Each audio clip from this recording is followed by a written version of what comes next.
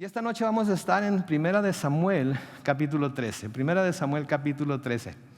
Y una vez más, mientras ustedes abren su Biblia, su iPhone, su iPad, su tablet, su computadora, si es que la traen con ustedes, a esa porción de la Escritura oramos. Padre Celestial, gracias por el privilegio ahora de abrir tu palabra. Enséñanos a través de ella lo que quieres que sepamos, como tu iglesia, como tu pueblo, Señor, y que podamos salir de este lugar preparados para enfrentar cualquier situación que tengamos que enfrentar con la espada de la palabra en nuestras manos. Nos encomendamos a ti en el nombre de Cristo Jesús. Amén. Muy bien, la semana pasada terminamos el capítulo 12 y cuando estaba preparándome para que estudiáramos el capítulo 13, vino a mi mente una frase que usó, ¿cómo se llamaba este señor? Franklin Delano Roosevelt en su discurso de inauguración en el año 1933. Yo no estaba ahí, ¿ok? Pero he leído en los libros de historia y he visto videos en YouTube de esa inauguración y de ese discurso. Y dijo algo muy interesante cuando dio ese discurso. Algo que creo que está muy conectado con lo que vamos a ver ahora. Y lo que dijo fue, y estoy traduciendo del inglés al español, dijo: la única cosa que tenemos que temer es el temor mismo. La única cosa que tenemos que temer es el temor mismo. O a lo único que le debemos tener miedo es al miedo mismo, ¿verdad? ¿Por qué dijo eso? Porque a menudo cuando tenemos un gran temor, a menudo cuando estamos pasando por cosas difíciles y nos llena de miedo, se llena de miedo nuestro corazón. El miedo tiene la habilidad para paralizarnos. No sé si a ustedes les gustan los juegos mecánicos en Disneylandia, en Magic Mountain. A mí me encantan las montañas rusas, ¿ok? Y he ido a la feria de San Diego. ¿Alguna vez han ido a la feria de San Diego? Y tienen ahí un juego que se llama Slingshot. ¿Lo han visto? Donde se sientan dos personas y jalan el asiento y luego lo sueltan. Siempre que voy, me he querido subir. ¿Qué creen que iba a decir? ¿Me he subido? Para nada, no estoy loco. ¿Ok? Y siempre que llega uno a la feria es lo primero que ve. Sí, es lo primero que se ve. Y dice, ahora sí me voy a subir. Ahora, me he subido a todo tipo de montañas rusas en Magic Mountain. Una tras otra, tras otra, tras otra. Y hay algunas montañas rusas bastante emocionantes y bastante rápidas, con muchas vueltas y no le tengo ningún temor. Esta cosa que nada más va hacia arriba y hacia abajo, hacia arriba y hacia abajo. Tengo un temor tremendo. Y siempre que voy y me propongo subirme, llego a donde están los boletos y me dicen, ¿te vas a subir? No sé qué, pienso que a lo mejor la cosa se va a soltar y no va a parar hasta que llegue a la luna, ¿verdad? Y entonces me da mucho el miedo de lo que pudiera sentir al subirme a este juego. Me paraliza. No me puedo subir. No lo puedo hacer. Me quiero forzar a hacerlo y no lo puedo hacer. Espero poderlo hacer antes de morirme. A lo mejor el día que lo haga me muero de un ataque al corazón y ahí quedo. Pero espero poder hacerlo antes de morirme. Pero el temor tiene la habilidad para paralizarnos. No sé si a ustedes les ha pasado eso, que por temor a hacer algo, no lo hacen. Sí, estaba mirando un programa, se llama The Amazing Race. ¿Alguna vez lo han visto? Y se trataba de colgarse de una soga y brincar en un precipicio bastante grande y de nuevo columpiarse de un lado para el otro. Y uno de los participantes le pusieron el harness, le pusieron todo estaba bien tranquilo y ahora hacia las 3 brinca. Y 1, 2, no podía. Estaba paralizada, no lo podía hacer. Y eso es, creo yo, a lo que se estaba refiriendo este señor cuando dijo ese discurso. Que la única cosa que nos puede evitar hacer las cosas que tenemos que hacer es el temor. Así es que lo único a lo que debemos tener temor es al temor mismo. Yo sé que todos como seres humanos tenemos muchos temores, ¿sí? Yo al slingshot, algunos de ustedes a las arañas, otros de ustedes a las víboras. Yo no sé a qué, pero tienen muchos temores y estoy seguro que cuando se encuentran cara a cara con ese que es su temor, ese temor los paraliza. Ahora, no solamente el temor nos puede paralizar, sino que el temor nos puede llevar a tomar decisiones que son completamente erróneas. Completamente erróneas. Hay mucha gente que se ha casado con la persona equivocada por el temor a estar sola. ¿Sí? Hay mucha gente que ha emprendido ciertos trabajos, ciertas empresas, ciertas cosas por el temor a perderse de la oportunidad. Sí, ha habido muchas personas que en un momento dado han tomado una decisión equivocada porque la tomaron cuando estaban llenas de temor por lo que iban a hacer. Y creo que eso es lo que Dios quiere enseñarnos aquí ahora en el capítulo 13 de Primera de Samuel. Vamos a comenzar ahí en el versículo 1. Noten que dice, y recuerden, yo estoy leyendo de la Biblia Reina Valera contemporánea, y mi Biblia lee literalmente así como se los voy a leer. Cuando Saúl tenía años y había reinado ya 2 años sobre Israel. No dice la edad que Saúl tenía. Ahora, para poder tratar de descifrar qué es la edad que Saúl tenía, necesitaríamos ir al lenguaje original, que era el hebreo. Y el texto hebreo del versículo 1 dice literalmente esto. Saúl era de años cuando empezó a reinar y reinó y 2 años sobre Israel. Entonces no nos dice de nuevo ni la edad, no nos dice de nuevo ni cuánto tiempo había reinado sobre Israel. Es como algo que no se sabe, ¿verdad? Pero se han sacado deducciones por pasajes en las Escrituras que nos hablan acerca de Saúl y de su reinado sobre Israel. Y curiosamente, en uno de los pasajes que se nos dice algo que pueda poner un poco más de luz sobre esto, lo encontramos en Hechos capítulo 13 y el versículo 21. Hechos capítulo 13 y el versículo 21, noten. Pablo, aquí hablando de lo que había sucedido cuando el pueblo de Israel pidió rey, dice, más tarde pidieron un rey y Dios les dio a Saúl, hijo de Cis, de la tribu de Benjamín, quien los gobernó durante 40 años. Se nos dice entonces ahí, se nos da un poco más de luz en cuanto a cuánto tiempo Saúl reinó sobre Israel. Y en el libro de los Hechos se nos dice que gobernó durante 40 años. Entonces, los eruditos bíblicos consideran que la mejor manera de interpretar este versículo, este versículo de los eventos que se mencionan en este capítulo es que él empezó a gobernar como a los 38 años, reinó 2 años hasta este punto en el que vamos a estar ahí, y luego después de ese punto reinó 40 años en Israel. ¿Sí? Entonces, parece ser que tenía como unos 40 años, de nuevo había reinado 2, entonces parece que tenía 38 cuando comenzó a reinar, cuando Samuel lo ungió como rey. Ahora, algo que vamos a ver aquí es que se nos va a mencionar a uno de sus hijos, que era Jonatán. Y cuando se menciona aquí a Jonatán, se menciona ya como un guerrero, se menciona ya como un guerrero establecido, como un guerrero de renombre. Entonces se cree, por todo lo que estamos viendo y por todo lo que vemos, que Saúl tendría unos 40 años. ¿Sí? En el capítulo 11 vimos cómo Saúl al principio de su reinado pudo reunir. ¿Se acuerdan a cuántos hombres reunió en aquel entonces? ¿Alguien se acuerda? ¿No? 300,000 hombres. 300,000 hombres, de todos los hombres de Israel, para ir a luchar en contra de Amón, el que había atacado a Jabes en Galaad, ¿sí? Entonces reunió 300,000 hombres para ir a pelear contra Nahas el amonita, para liberar a los de Jabes de Galaad, que se encontraban ellos al lado oriental del Jordán. Y por lo que leemos aquí, parece ser que en los 2 años siguientes, después de esa batalla, tuvo la oportunidad, él y su ejército, de ser entrenado para combatir a los filisteos, que eran un pueblo guerrero desde el principio, y que fueron siempre la espina en el costado de Israel. Los filisteos siempre fueron, y se cree que siguen siendo ahora a través de los palestinos, esa espina que han tenido los israelitas siempre en su costado. Para entonces él ya había tenido estos 300,000 hombres y se habían entrenado para ir a luchar contra los filisteos. De los 300,000, noten el versículo 2, escogió a 3,000 israelitas, a 2,000 los tenía en Micmas, en el monte de Betel, y 1,000 estaban con Jonatán en Gabaa de Benjamín. El resto del pueblo lo envió de regreso a su casa.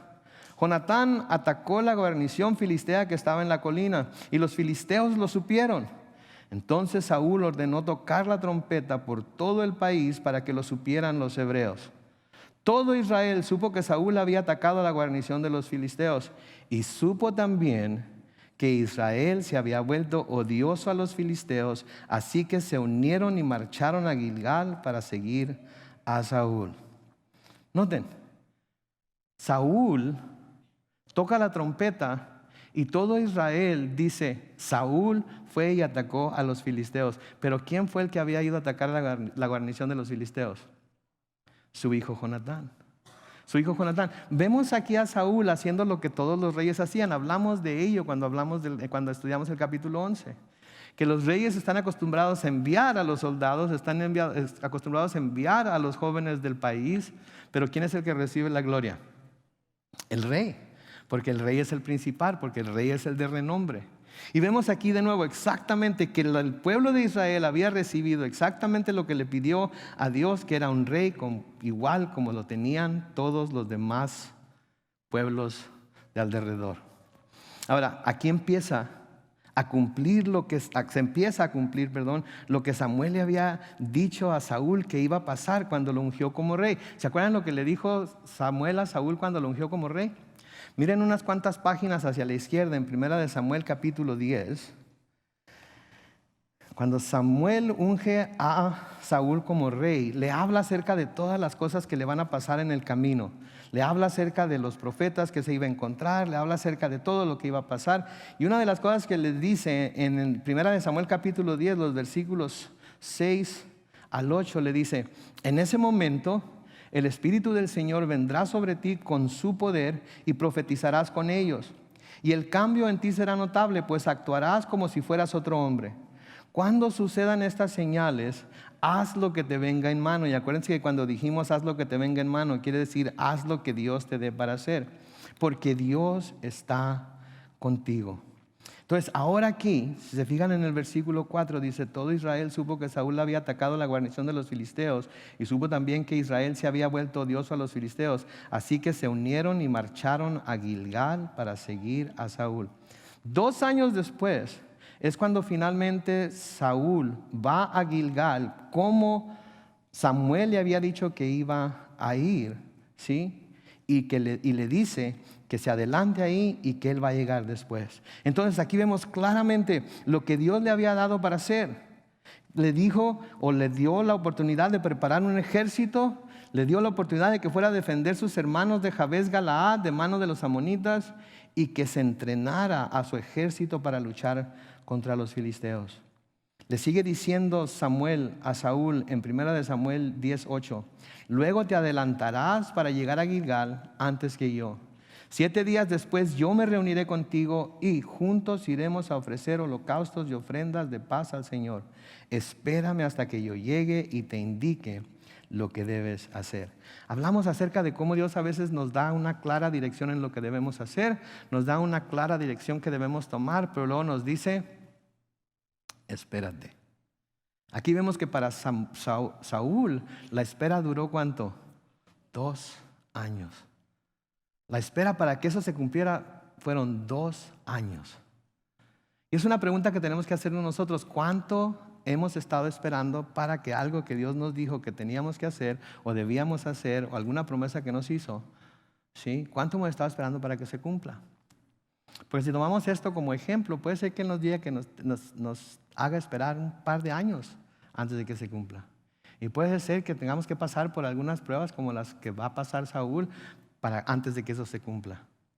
¿Sí? Pero mientras estamos esperando que se cumpla, tenemos que fortalecernos en el Señor para no caer precisamente en el error en el cual vamos a ver Saúl caer esta noche. Vamos a ver más adelante que Saúl no obedeció lo que Samuel le dijo y las consecuencias de ello fueron en realidad muy, muy serias. Y creo que es algo que nosotros todos tenemos que tomar como ejemplo y que es algo que todos nosotros debemos de ver y aprender de ello. Versículo 4 sigue diciendo, todo Israel supo que Saúl había atacado a la guarnición de los filisteos y supo también que Israel se había vuelto odioso a los filisteos. Así que se unieron y marcharon a Gilgal para seguir con Saúl. ¿Por qué estás leyendo el versículo de nuevo, Carlos Manuel Alvarado, diría mi mamá, ¿verdad? Porque me interesa lo que dice ahí en medio del versículo, en donde dice que Israel supo también que Israel se había vuelto odioso a los filisteos. Todo Israel supo que Saúl había atacado la guarnición de los filisteos. Todo Israel supo que había tenido cierto éxito en ese ataque, pero todo Israel también supo que Israel se había vuelto odioso a los filisteos. Y la pregunta es, ¿qué vemos aquí? ¿Qué vemos aquí? Lo que vemos es esto, que en cuanto los filisteos, los enemigos de Israel, se dan cuenta que los israelitas les van a dar pelea, no van a quedarse con los brazos cruzados, sino que van a ir y van a luchar en contra de ellos, se ensañan más contra ellos. ¿Sí? Mientras estaban subyugados, y vamos a ver qué tan subyugados estaban más adelante, pero mientras estaban subyugados, los filisteos no les ponían mucha atención a los israelitas. Los tenían con el pie en el cuello, por así decirlo, los tenían completamente domados, los tenían completamente asustados. Pero cuando Israel se levanta y empieza a luchar contra ellos, los filisteos se ensañaron contra ellos. Mi mamá tiene un dicho: el valiente vive hasta que el cobarde quiere. Y es cierto, mis hermanos, el valiente vive hasta que el cobarde quiere. Y a veces nosotros nos encontramos que el enemigo nos tiene bien agarrados, nos tiene con la bota puesta en el cuello, nos tiene bien asolapados, nos tiene bien asustados. Pero debemos darnos cuenta que nosotros podemos ir a luchar contra el enemigo con la ayuda de Dios, y tenemos la habilidad para vencerlo. Pero así como sucedió con los israelitas, así va a suceder con nosotros también. Porque no hay nada que haga enojar más al enemigo que encontrarse con alguien que se proponga en su corazón darle pelea con la ayuda de Dios. ¿No se han dado cuenta de eso? Que cuando nos proponemos en nuestro corazón darle pelea al enemigo, cuando nos proponemos en nuestro corazón decirle, ¿sabes qué? Satanás, ya no te voy a seguir, ya no te voy a hacer caso. Todas esas ideas que por medio de otra gente, por medio de cosas que he leído y por medio de situaciones en las que he estado, he seguido, hasta aquí se acabó. En el nombre de Jesús ya no voy a seguirte, en el nombre de Jesús me voy a proponer seguirlo a Él, obedecer su palabra, hacer lo que Él me dice y nada más. ¿Y qué creen que va a hacer Satanás? Oh, ok, haz lo que tú quieras. Uy, me está dando miedo. me estás haciendo temblar, ¿sí? No, ¿sabe qué va a hacer Satanás? Así como los filisteos con los israelitas, se va a ensañar de nosotros, y no nos va a mandar un demonio, nos va a mandar 2 demonios y 3 demonios y 4 demonios para que nos ataque y nos haga desistir de lo que nos hemos propuesto hacer por, para y con Dios. En cuanto decimos, ¿sabes qué? Yo he decidido que voy a seguir a Cristo y que tú no me vas a vencer porque Dios está conmigo, y si Dios está conmigo no hay ninguna fuerza que me pueda vencer, nos volvemos odiosos y sus ataques hacia nosotros se multiplican y se hacen más fuertes. ¿No se han dado cuenta de eso? ¿Verdad? Entonces, o nos quedamos todos quietos, todos tranquilos y dejamos que Satanás haga de las suyas, o nos ponemos ¿verdad? Nos fajamos con la armadura de Dios y luchamos en contra de Él, y nos va a dar lucha. Pero ¿saben qué? ¿Qué dice Pablo? Si Dios es por nosotros, ¿y qué se nos dice? Que no hay arma forjada que pueda ser usada contra nosotros. Amén. Entonces, ¿lo creemos o no lo creemos? Porque si lo creemos, diariamente nos vamos a levantar con ese propósito de darle a Satanás lucha, de proponernos seguir a Dios, de hacer lo que Él nos dice en su palabra que vamos a hacer, de no doblegarnos ante la voluntad de Satanás, aunque sepamos que por nosotros mismos no lo podemos vencer, porque no importa que por nosotros mismos no lo podamos vencer, tenemos al Espíritu Santo de Dios en nosotros. Amén. Versículo 5 sigue diciendo, pero también los filisteos se reunieron para pelear contra Israel. Contaban con 30,000 carros de guerra, 6,000 soldados de caballería y un ejército incontable como la arena del mar. ¿Cuántos tenían los israelitas? 300,000. pero la mayoría se había ido a su casa, ¿no es cierto? Y ahora tenían como 2,000 ahí cerquita. Y este era un ejército que era mayor, era incontable, era como la arena del mar. Y subieron y acamparon en Micmas, al oriente de Bet-Aven. Y cuando los soldados de Israel, dice el versículo 6, se vieron acorralados porque el pueblo estaba en apuros, se escondieron en cuevas y en fosos y en peñascos y tras las rocas y en cisternas. Y algunos de los hebreos cruzaron el Jordán en dirección a la tierra de Gad y de Galaad, pero Saúl se quedó todavía en Gilgal. Noten la última parte del versículo 7. Y todo el pueblo lo seguía, ¿pero qué? Pero iba temblando de miedo. Iba temblando de miedo. Habían obtenido 2 años antes una victoria tremenda contra los de Gabés de Galaad. Jonatán había atacado la guarnición de los filisteos. Pero ahora, al ver esta fuerza tan tremenda que venía en contra de ellos, ¿qué pasó? El miedo los paralizó. Y empezaron a huir, empezaron a correr, empezaron a esconderse, ¿no? Empezaron a esconderse en cuevas, se escondieron en fosos, se escondieron en peñascos y tras las rocas y en cisternas. Y algunos de los hebreos hasta cruzaron el Jordán del lado occidental del Jordán, en donde estaban, hacia el lado oriental del Jordán, en donde no deberían estar. ¿Por qué? Porque iban temblando de miedo. El temor no solamente los paralizó, sino que hacer algo, a defenderse, a buscar luchar, a pedir a Dios que les ayudara para vencer al enemigo, sino que el temor los llevó también a tomar decisiones en contra o al revés de las que debían de haber tomado. Debían haber tomado la decisión de, si Dios es por nosotros, ¿quién contra nosotros? Debían de haber tomado la decisión de que Dios nos dijo que iba a estar con nosotros y no hay enemigo que se nos pueda poner enfrente. Debían haber tomado la decisión de que iban a luchar en contra del enemigo, así tuvieran que usar hasta el último hombre, hasta la última gota de sangre, porque Dios les daría la victoria. Pero no, el temor los paralizó y más que eso los llevó a tomar decisiones incorrectas, porque el temor es muy mal consejero. Nunca se deben tomar decisiones basadas en el temor que sentimos, porque aunque no siempre, a menudo el temor nos lleva a tomar la decisión equivocada. Nos lleva a tomar la decisión equivocada. ¿Se acuerdan cuando el pueblo de Israel llegó al Jordán la primera vez? Esa generación que salió de Egipto. Y llegaron al río Jordán.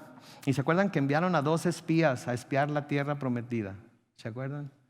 Fueron 2, entre ellos iban ¿quién? Josué y Caleb. ¿Y se acuerdan lo que volvieron diciendo Josué y Caleb? ¡Hey! La tierra es buena. Está llena de leche y miel. Tienen unas uvas. Traían un racimo de uvas para enseñarles el tamaño de las uvas. Con una uva quedaba uno completamente satisfecho. Bueno, es lo que parece que dan a entender ahí, ¿verdad? Los frutos eran grandísimos. ¿Y qué decían? ¿Saben qué? Si Dios está con nosotros, estos camaradas son nuestro pan. Nos los comemos como pan. ¡Vámonos! Pero ¿qué dijeron los otros 10? No, chale, estos vatos están locos. Yo no sé dónde miraron lo que dicen que miraron, pero nosotros miramos otra cosa muy diferente. Noten lo que dicen en Números capítulo 13, los versículos 31 al 33. Pero los que habían ido con él dijeron: no podemos atacar ese pueblo, porque ellos son más fuertes que nosotros. Además, entre los hijos de Israel hablaron mal de la tierra que habían explorado y hasta dijeron: la tierra que recorrimos para explorar se traga a sus habitantes. Toda la gente que ahí vimos son hombres de gran estatura, más grandes que su rey. No, todavía no tenían rey. Versículo 33. Ahí vimos también gigantes. Son los hijos de Aná, que esa raza de gigantes. Ante ellos, a nosotros nos parecía que éramos como langostas, que en realidad quiere decir chapulines. Y a ellos también así les parecíamos. ¿Qué dijeron? Van a tomar a nuestras esposas, las van a violar, se van a llevar a nuestros hijos, los van a hacer sus esclavos, a nosotros nos van a tomar y nos van a matar. Y Caleb y Josué: no, vamos. Si Dios está con nosotros, los vamos a poder vencer. No. estaban echando a perder al pueblo, estaban desanimando al pueblo completamente. ¿Cuál fue la consecuencia de ese temor que mostraron los 10 espías? ¿Se acuerdan? Esa generación completita no pudo entrar en la tierra prometida. Esa generación completita tuvo que andar en el desierto durante ¿cuánto tiempo? 40 años, hasta la última persona de esa generación murió y una nueva generación pudo entrar a la tierra prometida. Eso es lo que hace el temor. Eso es a donde nos lleva el temor. Y especialmente cuando sabemos que Dios nos ha dicho que hagamos algo. Especialmente cuando sabemos que el llamado de Dios está sobre nuestras vidas y el Espíritu de Dios está en nosotros. Especialmente cuando sabemos que lo que vamos a hacer es para Dios, es con Dios y es en Dios.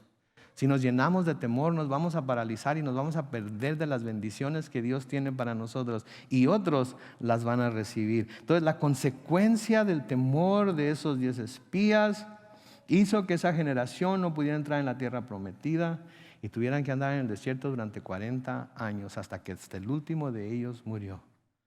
Saben que en el libro de Proverbios, en el capítulo 29 y el versículo 25, se nos dice: el miedo a los hombres es que una trampa, pero el que confía en el Señor es exaltado. El miedo a los hombres es una trampa, pero el que confía en el Señor es exaltado. Y la clave ahí es el que confía en el Señor. Y para confiar en el Señor tenemos que estar convencidos de que lo que estamos haciendo es algo que Él nos ha mandado a hacer. Y una vez que sabemos que Él nos ha mandado a hacer, lo hacemos con fe, lo hacemos rápidamente porque Él nos ha mandado a hacerlo. David en el Salmo 27, los primeros 6 versículos, escribe lo siguiente: el Señor es mi luz y mi salvación. La pregunta, noten, ¿a quién podría yo temer? El Señor es la fortaleza de mi alma. ¿A quién podría infundirme miedo? Mis malvados enemigos me ponen en aprietos, se juntan y hacen planes de acabar conmigo, pero son ellos los que tropiezan y caen. Me encanta el versículo 3.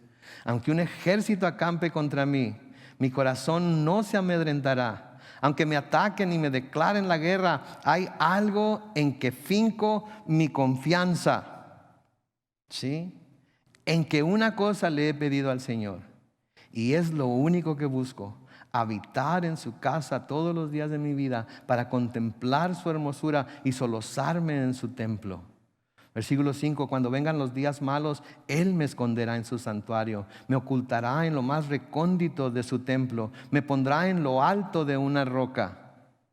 Ante los enemigos que me rodean me hará levantar la cabeza, y llevaré a su templo mis ofrendas de alegría, y ahí cantaré salmos al Señor.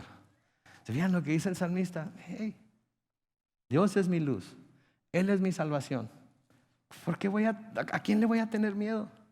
¿Por qué voy a tener miedo a mis enemigos? Aunque sean grandes, aunque sean poderosos, aunque vengan y me rodeen.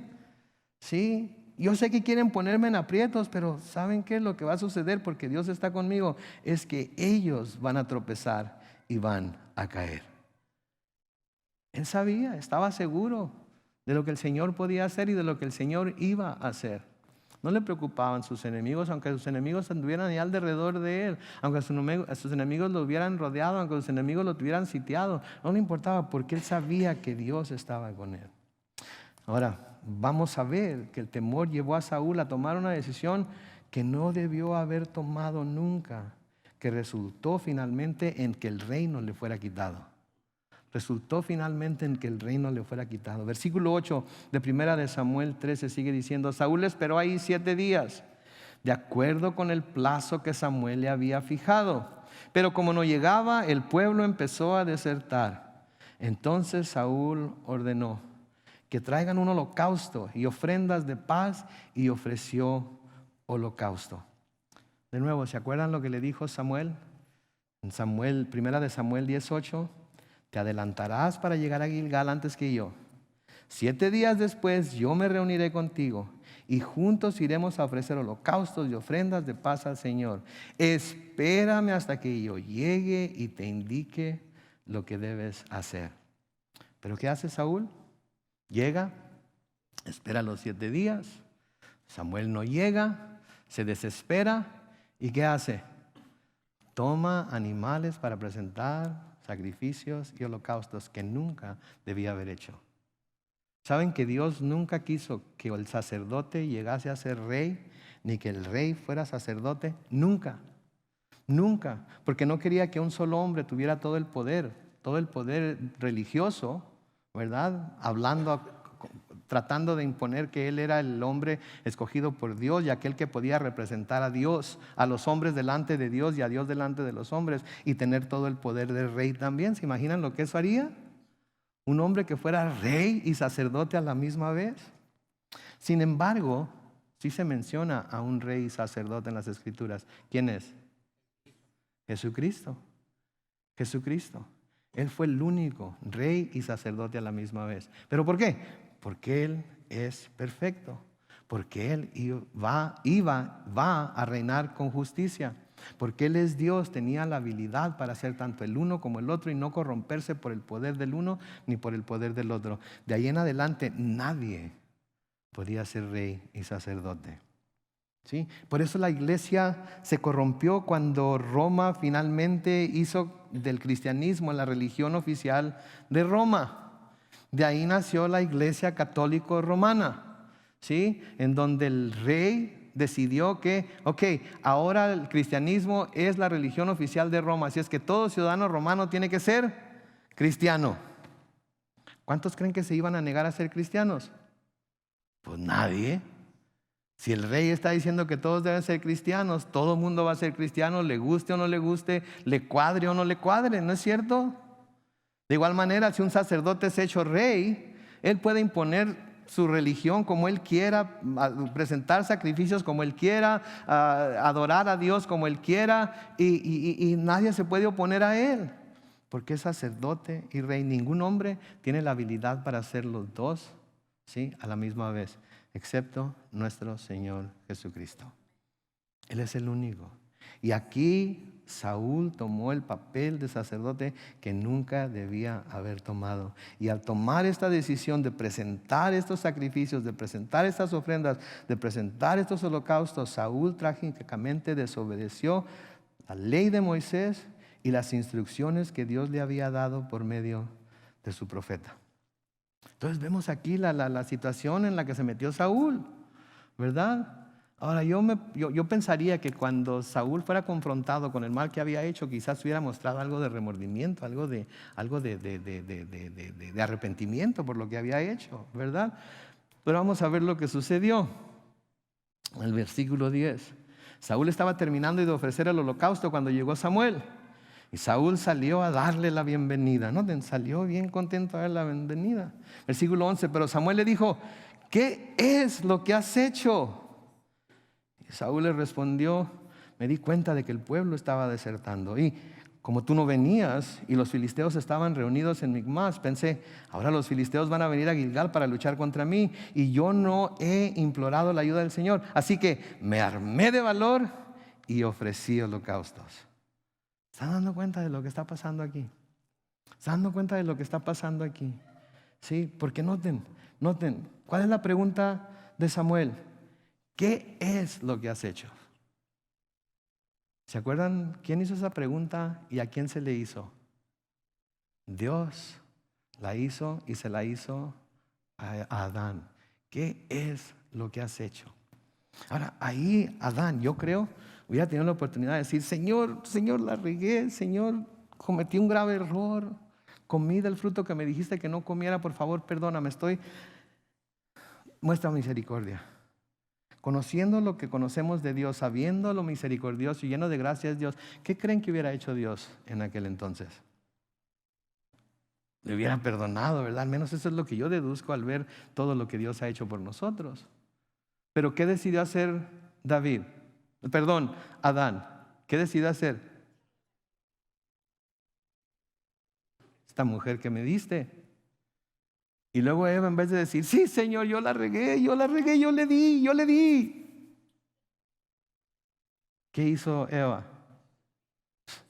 La serpiente. Finalmente, ¿quién había creado la serpiente? Dios.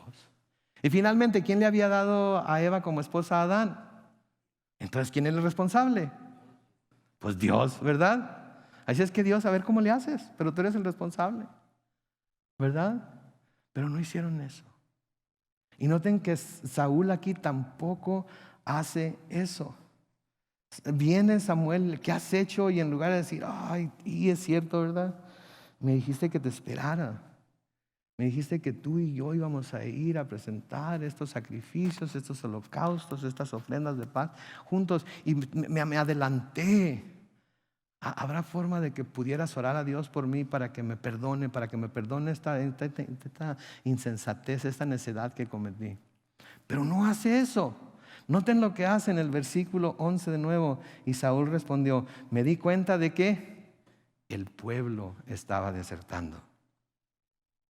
¿Se fijan? Ellos me dieron la excusa perfecta para hacerlo.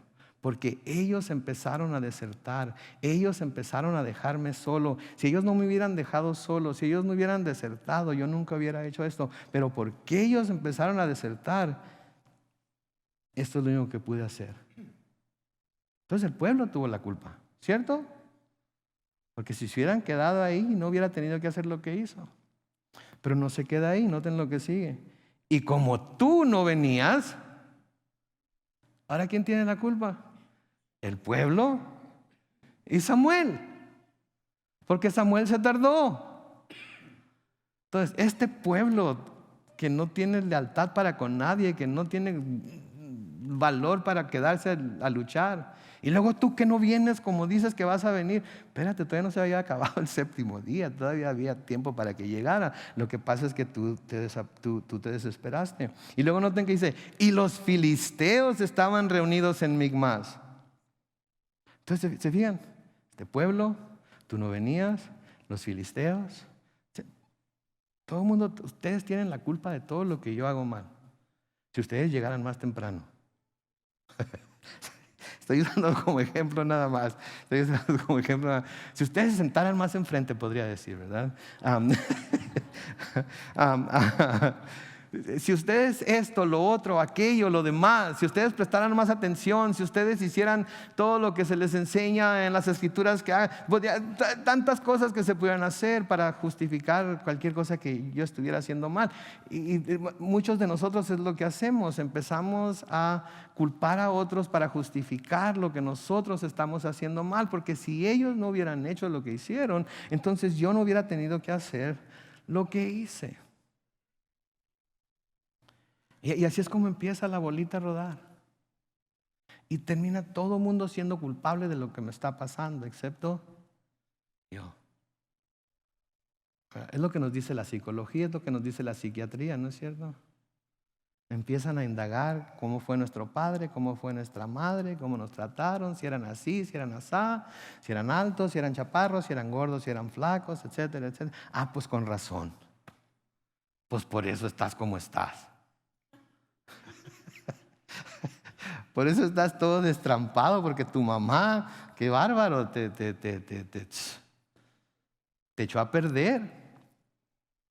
Tu papá, que si no hubiera sido tan duro, si no hubiera sido tan blandito, si te hubiera arrimado un poco más de tierra, si te hubiera dejado hacer más, si te hubiera dejado más libertad. Todo el mundo tiene la culpa excepto yo. Y eso es lo que está haciendo Saúl aquí. Versículo 12, otra vez no te pensé, dice Saúl. Ahora los filisteos van a venir a Gilgal para luchar contra mí y yo no he implorado ayuda del Señor, así que me armé de valor y ofrecí holocausto. Wow. De nuevo, en lugar de reconocer que la había regado, reconocer que había cometido un error, empieza a justificarse a sí mismo. Empieza a justificar sus acciones echando culpas a diestra y siniestra. El pueblo, tú, los filisteos. Y luego trata de darle un tono piadoso, un tono religioso a lo que hizo. Así que me armé de valor y ofrecí holocausto. ¿Verdad? Me armé de valor y le presenté ofrendas a Dios. ¿Por qué no dice me armé de valor y decidí desobedecer? Porque eso era lo que el temor me llevó a hacer, a desobedecer. Pero le trata de dar ahí un semblante así medio religiosón, ¿verdad? Medio piadoso. Es que le llevé ofrendas a Dios. ¿verdad? A veces podemos disfrazarnos de religiosos, a veces podemos disfrazar nuestras acciones de piadosas, ¿verdad? Es que oré a Dios y Dios me dijo. Es que oré a Dios y Él me mostró. Es que oré a Dios y esto fue lo que recibí de parte de Él. Y le tratamos de dar ese voltereta a la cosa para que parezca que está bien. Versículo 13, noten lo que dice: pero Samuel le dijo a Saúl: lo que has hecho es una locura. No obedeciste lo que el Señor tu Dios te ordenó hacer. Si hubieras obedecido, el Señor habría confirmado para siempre tu reinado sobre Israel. Y sabemos, esto vuelve a suceder más adelante. Sentí así una tentación de movernos hacia adelante y ver lo que sucedió. Pero lo único que les voy a decir es que la otra vez que pasa algo semejante, Samuel le dice: la obediencia es mejor que el sacrificio. Entonces no me voy a adelantar mucho, pero eso es lo que le va a decir en la próxima vez que esto pase. Samuel le va a decir: la obediencia es mejor que el sacrificio. Y saben que Dios ve a través de nuestro corazón, Dios ve nuestras intenciones, Dios ve la razón por la que las acciones que llevamos a cabo las hicimos, ¿sí? Entonces, no tenía por qué esconderse. Lo que debió haber hecho fue obedecer al Señor. Y si hubiera obedecido al Señor, aunque Samuel hubiera llegado a las 11:59 de la noche del día que debía llegar, eso era lo que Saúl tenía que hacer. Pero no se esperó, desobedeció a Dios. Y por eso Samuel le dice aquí: lo que has hecho es una locura. No obedeciste lo que el Señor tu Dios te ordenó hacer. Si hubieras obedecido, el Señor habría confirmado para siempre tu reinado sobre Israel. Qué manera de fallar la prueba de la fe de Saúl, ¿no es cierto? Qué manera de fallar la prueba. Simplemente desobedecer. Simplemente no hacer lo que Dios le había dicho que hiciera, tan claramente que se lo dejó dicho, tan claro que no había vuelta de hoja. Ve, espérate a que yo llegue y esto es lo que vamos a hacer. Y no lo pudo obedecer. Qué manera de fallar la prueba de fe de Saúl. Y ¿saben qué? Nosotros debemos aprender de la experiencia de Saúl, porque nuestra fe es probada a menudo de la misma manera que la de él, ¿no es cierto? Nuestra fe es probada de la misma manera que la de él. Y podemos ver claramente la forma y las temporadas o la forma en la que nuestra fe es probada. ¿Saben cuándo es más probada nuestra fe? Cuando sentimos peligro a nuestro alrededor, ¿no es cierto? Ahí tenemos que decidir si vamos a confiar en que Dios nos va a sacar del medio del peligro en el que estamos, o si nosotros vamos a hacer algo para sacarnos nosotros mismos del peligro en el que estamos. Es una prueba para nuestra fe. ¿Vamos a esperar a que Dios haga lo que tiene que hacer o vamos a hacer las cosas como nosotros queremos? Nuestra fe también es probada cuando dejamos que el temor o el miedo a ese peligro se apodere de nosotros. Cuando dejamos que el temor o miedo a ese peligro se apodere de nosotros. Y a veces pasamos por cosas muy peligrosas, a veces pasamos por ataques muy peligrosos, pero aun cuando sean tan peligrosos tenemos que confiar en que Dios nos va a sacar de él. Tenemos que confiar en que Dios va a pelear por nosotros. Entonces, cuando sentimos peligro a nuestro alrededor, nuestra fe es probada. Cuando dejamos que el temor o el miedo a ese peligro se apodere de nosotros, nuestra fe está siendo probada. Y cuando sentimos que no tenemos el apoyo humano, somos probados. Cuando sentimos que todo el mundo nos está dejando solos en medio de la prueba. Cuando sentimos que nuestro cónyuge no está ahí para nosotros. Cuando sentimos que nuestros hijos no están ahí para nosotros. Cuando sentimos que nuestros padres no están ahí para nosotros. ¿Cómo es posible que no estén aquí conmigo? ¿Cómo es posible que no me estén apoyando si saben la situación tan difícil por la que estoy pasando? Mi hermano, padre y madre nos dejarán, pero nuestro Señor que nunca nos abandonará. Nunca nos abandonará. Con Él podemos confiar. Pero a veces cuando sentimos que todo el mundo nos está dejando solos, sentimos temor y eso es prueba para nuestra fe de si nos vamos a agarrar del Señor solamente o si lo que nos tiene seguros es que todos estén ahí con nosotros o no. Va a haber veces en las que vamos a tener que ir a la lucha completamente solos, humanamente hablando. pero bien equipados con el Espíritu Santo y todos sus ángeles a nuestro alrededor. ¿Sí? Porque sus ángeles acampan alrededor de quienes, de los que le temen. Son más los que están con nosotros que los que están con ellos, ¿verdad? Pero tenemos que creerlo, ¿sí? ¿Y cuál es el resultado de fallar en esta prueba de nuestra fe? El resultado es que nos lleva a la desobediencia. A menudo hemos desobedecido a Dios simplemente porque no tenemos la fe que nos ayuda a sentirnos seguros en Él y en Él solamente, aunque todo el mundo nos deje, y nos lleva a la desobediencia, a buscar cosas así como Saúl las buscó, hacer cosas que nunca debimos hacer, así como Saúl lo hizo. ¿Y qué comienza a pasar cuando caemos en esa desobediencia? Comenzamos a hacer excusas para justificar nuestra falla. Empezamos a buscar excusas. Si no hubiera pasado esto, si no hubieran hecho aquello, si no hubieran dicho aquello otro, etcétera, etcétera, etcétera, y justificamos las acciones que estamos tomando. Yo no soy así, me hicieron. Mi papá tenía un dicho: la burra no era arisca, la hicieron. ¿Y cómo usamos cómo usamos ese dicho a veces, no? Yo no era así, me hicieron. ¿Sabe qué? Así ha sido siempre. Lo que pasa es que la situación hizo que esa característica saliera, se revelara, se manifestara en usted. Pero así ha sido siempre, ¿sí? Entonces noten la consecuencia de lo que Saúl hizo. Ahí en 1 de Samuel, capítulo 13, versículo 14, Samuel le dice: ahora tu reinado no durará mucho. El Señor ha buscado a un hombre que actúe como a Él le agrada, y ya lo ha escogido para que reine sobre su pueblo, ya que tú no pudiste, ¿qué? Obedecer lo que Él te mandó. No que no tenía la habilidad para ser rey, no que no tenía el talento para ser rey, no que no tenía la fuerza para ser rey. Obviamente la tenía. ¿Se acuerdan de la descripción de Saúl? Era más alto que todos los demás israelitas, de los hombros para arriba. Era bien parecido, tenía todo lo necesario para poder ser un buen rey. Pero ¿qué le faltó? El poder obedecer a Dios. Y aunque se tardó 40 años en quitarlo del trono, de todas maneras, mientras eso pasó, Saúl pasó por muchísimos sufrimientos, mientras que Dios preparaba al hombre que él ya había escogido para ser rey en su lugar. Y todos sabemos quién fue ese hombre, ¿verdad? ¿Quién fue ese hombre? ¿Y por qué lo escogió? Aquí en la versión Reina Valera contemporánea dice: he buscado un hombre que actúe como a él, como a Dios le agrada. ¿Sí?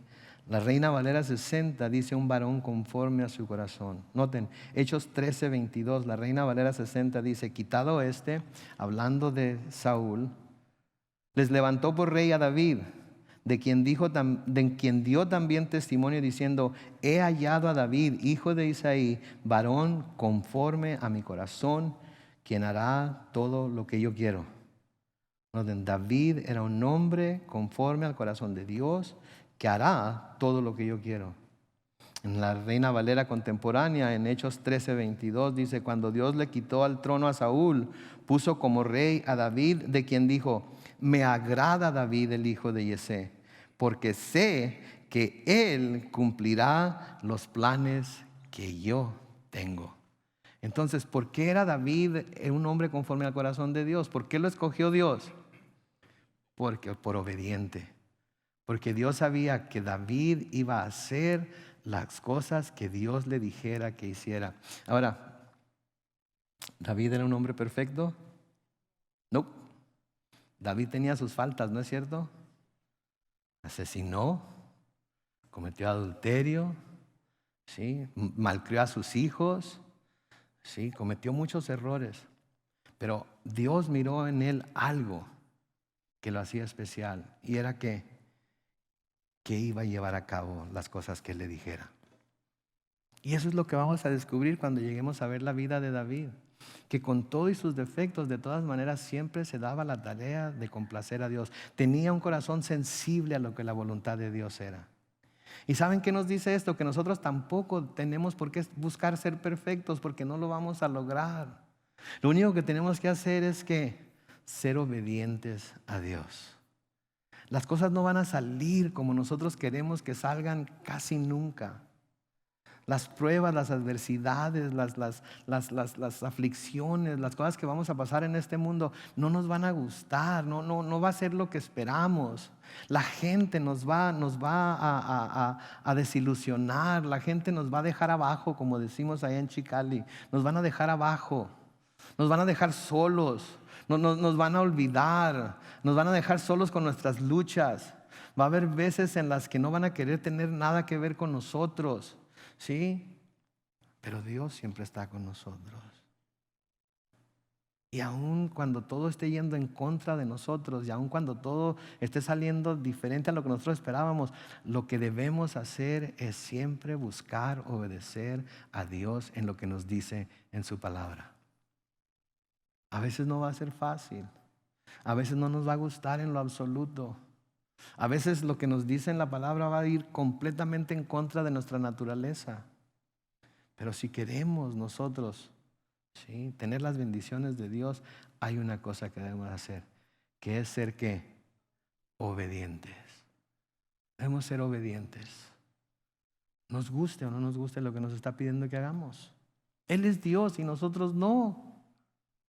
Nos parezca justo o no nos parezca justo lo que nos está pidiendo que hagamos. Él es Dios y nosotros no. ¿Sí? Si somos obedientes a Él, las promesas de Dios se cumplen en nosotros. Se cumplen para nosotros. Pero tenemos que ser obedientes a Él. Noten lo que sigue diciendo ahí. Enseguida Samuel se levantó y se fue a Gilgal, a Gabaa, tierra de Benjamín. Y luego Saúl contó a la gente que estaba con él. Y vio que eran como 600 hombres. Noten, 300,000, a 1,000, a 2,000, a 600 hombres. Y Saúl y Jonatán, su hijo, y todos los que estaban con ellos se quedaron en Gabaa de Benjamín, y los filisteos acamparon en Micmas. Entonces salieron del campamento filisteo 13 escuadrones de espías. Uno de ellos marchaba por el camino de Ofra hacia la tierra de Sual. Otro se dirigió a Bet Jorón, y el tercero avanzó en dirección al desierto, hacia la región que está frente al valle de Seboín. Resulta que en todo el territorio israelita no había herreros, porque los filisteos querían evitar que los hebreos hicieran espadas o lanzas. Noten, hasta ese punto tenían dominados a los israelitas, y hasta ese punto los tenían oprimidos, al punto de que no tenían armas, porque un pueblo sin armas no se puede defender. Por eso aquí en Estados Unidos hay la libertad de tener armas en nuestras casas, ¿sí? Por eso aquí en Estados Unidos los ciudadanos podemos tener armas en nuestro poder. Por si el gobierno se vuelve tirano, se vuelve un tirano, por si el gobierno se vuelve una dictadura, podamos tomar cartas en el asunto. Sí, yo sé que hay mucha gente que está en contra de que los ciudadanos se armen, pero aquí vemos el resultado de que un tirano no permita que los ciudadanos de un país tengan armas. ¿Por qué? Porque así los mantienen doblegados. Versículo 19, resulta que en todo el territorio israelita no había herreros, porque los filisteos querían evitar que los hebreos hicieran espadas o lanzas. Por esa razón todos los israelitas tenían que ir con los filisteos para afilar las rejas de sus arados, su azadón, su hacha o su hoz. El precio era alto, pues por las rejas de arado y los azadones pagaban casi 8 gramos de plata, y 3 gramos más por afilar las hachas y por componer las aguijadas.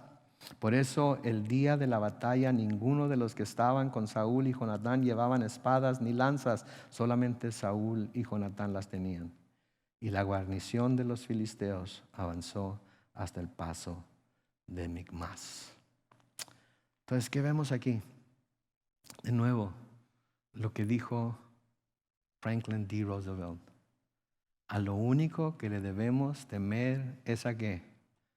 Al temor mismo. Especialmente como cristianos, lo único que nos va a detener de hacer la voluntad de Dios es el temor a ir a cumplir con la voluntad de Dios. Lo único que nos va a detener de evangelizar al mundo es el temor de lo que pudiera pasar si vamos y evangelizamos. Lo único que nos va a mantener sin saber lo que es la gloria de guiar a alguien a los pies de Cristo es el temor de no abrir la boca y hablarle a un incrédulo acerca de Jesús. Eso es lo único que nos va a privar de poder sentir la gloria de Dios, de poder sentir el poder de Dios a través de nosotros. Lo único que nos va a mantener sin saber lo que es orar por alguien y que esa persona sane es el temor a orar por ella en el nombre de Cristo para que sane y que Dios haga el milagro. ¿Sí? Eso es lo único. El temor a lo que pudiera pasar o no pudiera pasar. El temor a que si hacemos lo que Dios nos dice, de alguna manera va a salir contraproducente. Si somos obedientes a Dios, vamos a tener los frutos de esa obediencia. Amén. Vamos a orar.